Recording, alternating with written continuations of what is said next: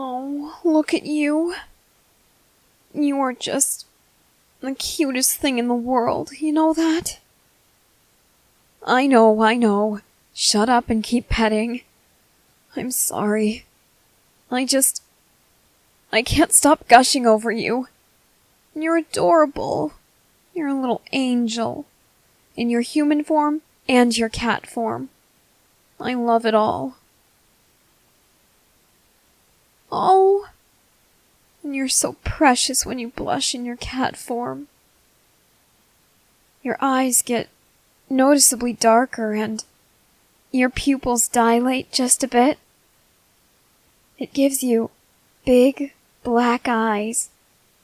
And under the starlight, they glimmer. I bet the ocean shines like that too. And your fur? It gets all fluffed up. It's so cute. Oh no. Please don't cover your face. I'm sorry if I embarrassed you. I really didn't mean to. Here. It's okay. I'll stop saying those things if they make you uncomfortable. No? You don't want me to stop? Are you sure you can handle it? All right. You really are the sweetest little thing. You know that? I know. You probably know by now. And I'm sure you're tired of hearing it, but it's true. Huh? Oh! You want to return to your human form? Of course, that's perfectly fine. I don't mind. As long as you're with me, I don't care what form you're in.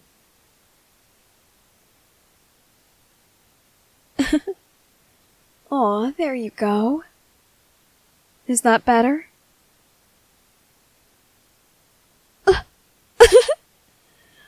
I'm sorry. I still get really excited when you kiss me like that. It's so sweet. And very cat-like, too. Just a quick little kiss on the cheek or on the forehead. Sometimes even on the tip of my nose. I love it. Almost as much as I love you. Oh. Your tail still fluffs up when you're in your human form and you blush. How sweet. Huh? Oh, right. Sorry. You make a very good point. I should probably stop talking. After all, it is late, and if someone hears us, they might find out about you and they might tell Levi, or perhaps even worse, they'll tell Hanji. Oh, you might not know them. You see, Hanji is our leading scientist, and they tend to go a bit overboard with their experiments. If they got their hands on you, believe me, you would be miserable. The only reason Aaron pushes through is because he wants to fight for humanity. He wants to help humankind any way he can. Even if that means almost killing himself for the sake of gaining knowledge about his abilities. No. They don't do that because they're mean. Goodness, no. They're just very devoted to their work, and, well, I don't know how to say this politely, so I'll just say it applies to everyone in the Survey Corps. Seeing your friends die and constantly experiencing trauma almost every time you have to do your job, it takes a toll on someone's sanity. I myself sometimes wonder if I'm still completely sane. Then again, I've never really been completely sane. I used to worry Aaron and Mikasa. I would always talk about these really grim, depressing things. Eventually I stopped. It got to the point where they were very worried about me and they would have told my parents. Of course, that was right before my parents left. Before they died. They told me that they were going beyond the walls. So of course, I didn't want them to be worried. I didn't want them to rearrange their plans just because I was being my odd self. So I stopped talking about those things. And ever since that happened, I've always wondered. Just a little. If I hadn't stopped talking like that, if Aaron and Mikasa had told my parents, would they have cancelled their voyage beyond the walls? Would I have gotten to spend a few more years with them? I'm sorry. As I'm talking about how I stopped saying really grim things, I go off on a tangent that is extremely grim and saddening. I guess that's why I was so happy to find you, though. You were alone and scared, and you didn't have anyone. I know how that feels. Well, sort of. I still had Aaron and Mikasa, even when the rest of my family died. But it didn't feel the same. You see, Aaron is a great friend. He always encourages me, always stands up for me. But sometimes he yells at me.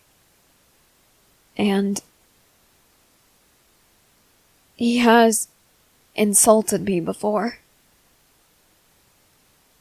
I understand why he did it. He was rightfully upset, and he had to displace his anger onto me. I get that. But sometimes, I don't know if he knows what he's saying, but when it comes to demonstrations of physical strength, I always try to encourage him by saying, "Hey, if I can do this, you can definitely do it." And he always says, knowing that I can do it makes him certain that he can do it. He knows he's stronger than I am. But no matter how true that is, it still hurts to hear it. I absolutely despise being called weak. Especially by my friends. And then there's Mikasa. She's very kind and very protective, just like Aaron.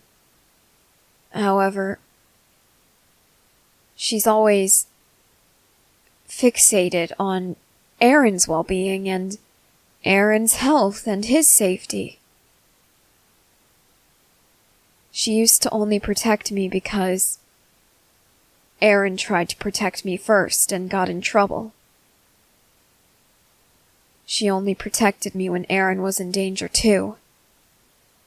Or when Aaron needed to eat and refused to do so. So I know what it feels like to have no one who truly cares about you. Unconditionally, that is. I wanted to be that person for you.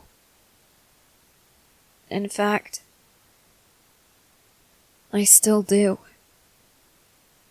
I desperately want to be strong for you. I want to be able to protect you from all of the horrible things in this world.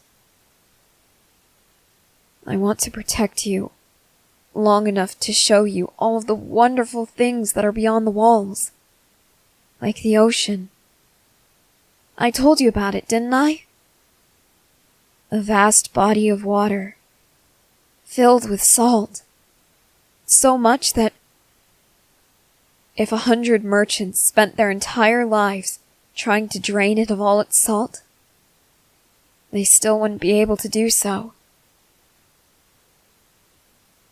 The idea of something so mysterious and something so vast existing beyond the walls. It's so intoxicating. It's like a drug, and I'm happy to be addicted to it.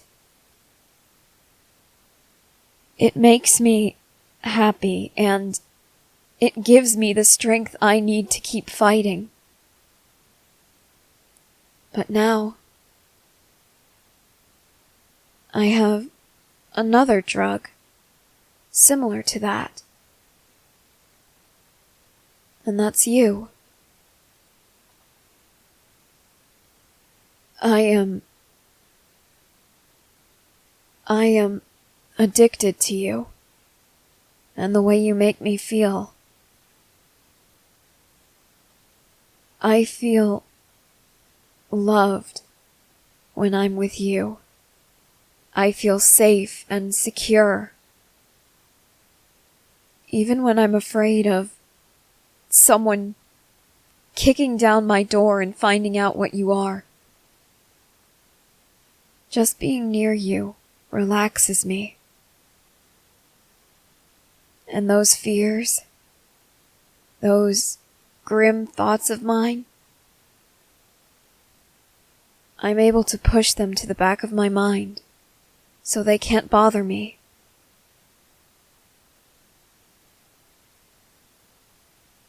And when I tell you that I love you, it just feels so right. When I shower you with praise and affection, and I see you blushing and smiling, and I hear you laughing, telling me to shut up. I know you say it lovingly. I know you say it because you don't know if your heart can take it.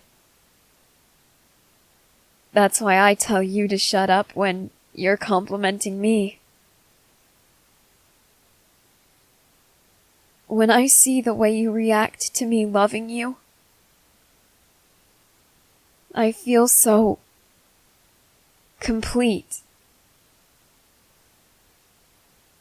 You are something I've been missing all my life. And the last thing I ever expected was to find what I was missing by taking in a stray cat. Isn't it funny how life works sometimes? Yeah. It is rather strange, huh? But I'm used to strange. Strange is my normal now. And if you're the result of that strange normality,